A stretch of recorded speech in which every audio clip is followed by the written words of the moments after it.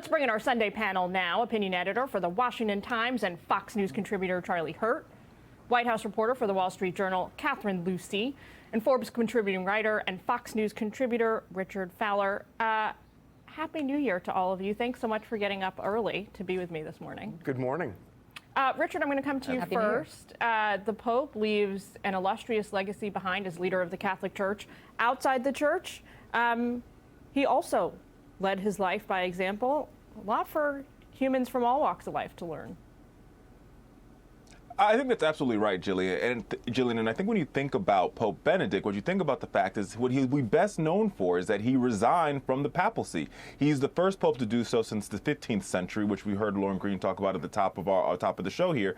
And that will be his legacy. He resigned, understanding that at this point in time, he wasn't the right person to lead the church into this new era, and gave the papacy over to Pope Francis. And at the same time, while he resigned, he remained quiet for the rest of his time on this earth, and he'll be remembered for that. The leadership of staying quiet and resigning, and knowing that I'm not the strongest person to lead, is something that's actually very powerful. Certainly a complex legacy.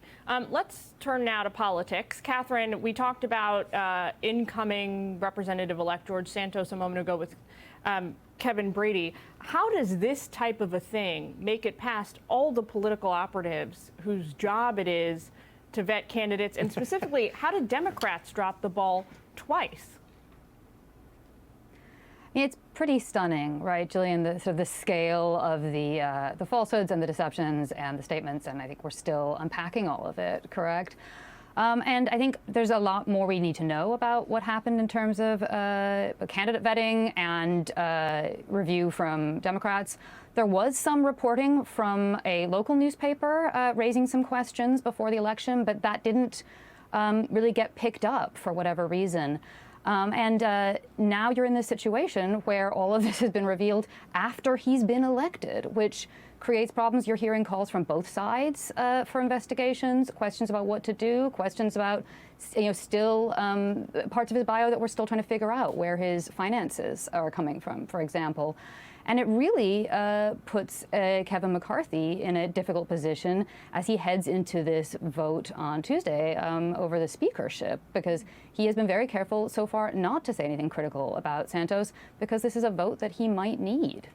Charlie, how do you see Republicans handling this, not only as Santos takes his seat, as he is insisting he will do, but as they then welcome him into committee assignments?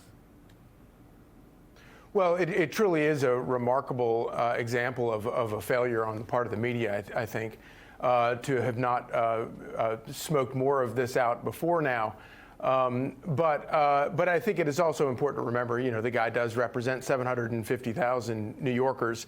But he didn't just win. He won by 6 points, which is kind of pretty extraordinary considering all that we're learning now. He sounds like a real nut job. But it's not the first example of where the media has sort of dropped the ball on these things. When you look around at the other members of Congress, other politicians who've done very well for themselves, not the least of which is Joe Biden himself, who has spent his entire career lying about his biography, lying about his accomplishments, lying about where he went to school. And so I think it's kind of interesting how much attention is now suddenly being given to this guy who has, while he does represent 750,000 New Yorkers, and that's a very important position, it's not like he's the sort of leader of the party or anything like that. And so, I think it's probably good that we're digging into all of it. I wish we'd done it before the election. That might have been a little bit more helpful. Certainly for voters. Richard, Democrats have slammed House Republicans' plans for oversight in the new Congress. Specifically, they laser in on the investigation surrounding Hunter Biden's foreign business dealings. They say straight up, the American people do not care. Listen, this is going to be the question, right, that we're going to have to ask ourselves in the next couple of days. What do the American people actually care about? Do they want to see more blockbuster investigations? We're in front of all the cameras. Or do they actually want to see a Congress that gets things done for the working people? And sitting in the middle of all of this is the fact that right now, as we speak, Kevin McCarthy does not have enough votes to be the Speaker of the House. And so as he makes more concessions to the far right, to members of the Freedom Caucus of his party, and give them things like select committees that are sort sort of a catch-all to investigate everything from Anthony Fauci to the FBI to how January 6 rioters were treated when they were incarcerated. This will be the question that the American people will ask themselves.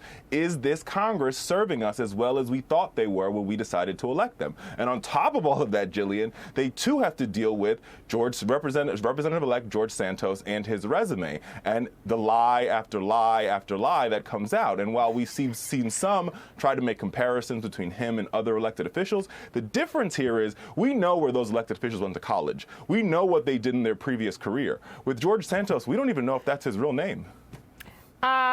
Interesting point. Charlie, just to be clear, though, Joe Biden got hounded out of one of his presidential campaigns for lying, for making up stuff about his biography. Sure, but there's a big difference, Charlie, between that people. and sort of saying that you worked at Goldman significant. Sachs and you didn't.